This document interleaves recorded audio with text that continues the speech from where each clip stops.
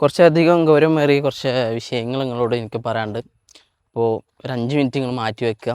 പുതിയൊരു വ്ളോഗിലേക്ക് എല്ലാവർക്കും സ്വാഗതം. ഇറാനല്ലേ അത്, ഇസ്രായേലല്ലേ അത്, അമേരിക്കയല്ലേ എന്ന് യുദ്ധം നടന്നുകൊണ്ടിരിക്കുന്നതെന്ന് പറഞ്ഞുകൊണ്ടിരിക്കുന്നവരെ ശ്രദ്ധയിലേക്ക്, അല്ലെങ്കിൽ ഒരു ന്യൂസായിട്ട് മാത്രം യുദ്ധത്തെ കണ്ടുകൊണ്ടിരിക്കുന്നവരെ ഇടയിലേക്ക് ഒരു കാര്യം പറയുകയാണ്. ഇത് നിങ്ങളെ വരുമാനത്തെയും നിങ്ങളെ ജോലിയെയും നിങ്ങളെ സമാധാനത്തെയും നശിപ്പിച്ചുകൊണ്ടിരിക്കുകയാണ്, നിങ്ങൾ പോലും അറിയാണ്ട്. പറഞ്ഞു വന്നത്, ഇപ്പോൾ GCCയിലൊക്കെ നടക്കുന്ന ഇഷ്യൂ എല്ലാവർക്കും അറിയാം.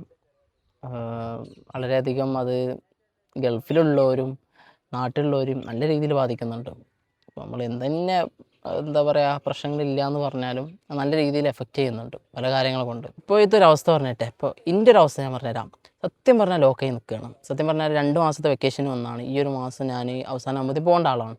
പക്ഷേങ്കിൽ ഇപ്പോഴത്തെ അവസ്ഥ നോക്കിയിട്ട് പോകാൻ പറ്റുമെന്ന് എനിക്ക് തോന്നുന്നില്ല. എയർപോർട്ട് ഓപ്പൺ ആയില്ല. അപ്പോൾ അതിന് എന്തെങ്കിലും വന്ന് പ്രശ്നമായി ഡ്രോണും കാര്യങ്ങളും വന്ന് വീണ്ടും ലോക്കായി. ഇപ്പോൾ ഞങ്ങൾ നിൽക്കുന്ന ഭാഗത്തൊക്കെ ഡ്രോണും കാര്യങ്ങളൊക്കെ വന്ന് വീണ്. എന്താണെങ്കിലും ആർക്കും കുഴപ്പങ്ങളില്ല എന്നുള്ള ആശ്വാസമാണ്. പക്ഷേങ്കിൽ എയർപോർട്ടും കാര്യങ്ങളും ലോക്കാണ്, നമുക്ക് പോകാൻ പറ്റില്ല. സത്യസന്ധമായിട്ട് പറഞ്ഞാൽ ഇതിനിയും ഇങ്ങനെ തുടരാതിരിക്കട്ടെ എന്നാണ് പ്രാർത്ഥിക്കുന്നത് കേട്ടോ. കാരണം ഇത് ഇനിയും മുന്നോട്ട് പോയി കഴിഞ്ഞാൽ വളരെയധികം ബുദ്ധിമുട്ടാവും. ഞാനെന്നല്ല എല്ലാവരും കേട്ടോ. സത്യം പറഞ്ഞപ്പോൾ ഇപ്പോഴത്തെ അവസ്ഥ എന്ന് വെച്ചാൽ നമ്മൾ 8ൻ്റെ പണി ഇട്ടി നിൽക്കാമെന്നൊക്കെ പറയില്ല. അവിടെ നിന്നിട്ട് പോകുന്നു ചെയ്ത് ഇവിടെ നിന്നിട്ട് അങ്ങോട്ട് പോകാനും വയ്യ. അവിടെ ഉള്ള ഒരവസ്ഥയാണെങ്കിൽ നാട്ടിൽ ഇങ്ങനെ എത്തിയാൽ മതിയെന്നാണ്. സത്യം പറഞ്ഞാൽ നമ്മളെ കയ്യിലുള്ള വരുമാനം ഇങ്ങനെ കുറഞ്ഞുകൊണ്ടിരിക്കുമ്പോണ്ടല്ലോ നമുക്ക് ബേജാറാണ് സത്യം പറഞ്ഞാൽ. അപ്പോൾ അത് അവിടെ ആണെങ്കിൽ ഇവിടെ ആണെങ്കിലും കേട്ടോ. അവിടെ ഉള്ള ഒരവസ്ഥ എന്ന് വെച്ചാൽ തലേക്കൊന്നും വീഴരുതേ, ഒന്നും പറ്റരുതേ എന്നുള്ളത്. ഇവിടെ നിന്നാണെങ്കിൽ നമുക്ക് കയറി വേണം, പക്ഷേ ഇട്ടോ നമുക്കൊന്നും സംഭവിക്കുകയും ചെയ്യരുത്, വരുമാനം നിൽക്കുകയും ചെയ്യരുത്. ആ ഒരു അവസ്ഥയാണ് സത്യം പറഞ്ഞാൽ. ഞാനെന്നല്ല എല്ലാവരും, അവിടെ ഉള്ളവരാണെങ്കിൽ ഇവിടെ ഉള്ളവരും ബേജാറിലാണ്. അതാണ് അവസ്ഥ. ഇന്ന് തുറക്കുന്നോ, എപ്പോൾ തുറക്കുന്നോ, എങ്ങനെ തുറക്കുന്നോ അറിയാൻ പറ്റാത്തൊരവസ്ഥയിലാണ് ഇപ്പോഴത്തെ GCC പ്രവർത്തിച്ചുകൊണ്ടിരിക്കുന്നത് കേട്ടോ. GCC ഇല്ലെങ്കിൽ സത്യം പറഞ്ഞാൽ കേരളം ഇല്ല എന്ന് തന്നെ പറയാം. എന്താണെങ്കിൽ ഇപ്പോൾ ഉള്ള അവസ്ഥ നമുക്ക് ബെറ്ററായിട്ട് എല്ലാം ഓപ്പണായിട്ട് എല്ലാവർക്കും അങ്ങോട്ടും ഇങ്ങോട്ടും പോയി വരാൻ പറ്റട്ടെ. ഇപ്പോൾ ജോലിയുള്ളൊരവസ്ഥ തന്നെ, അവിടെ ഉള്ളൊരവസ്ഥ തന്നെ സത്യം പറഞ്ഞാൽ ഇപ്പോൾ വിളിച്ചന്വേഷിച്ച് കഴിഞ്ഞാൽ ആളില്ല, എന്താ പറയുക, കച്ചവടമില്ല, ആ ഒരു ലെവലിലാണ്. ഇപ്പം നമ്മൾ എത്രത്തോളം അങ്ങോട്ട് പോവാം എനിക്ക് തോന്നുന്നില്ല.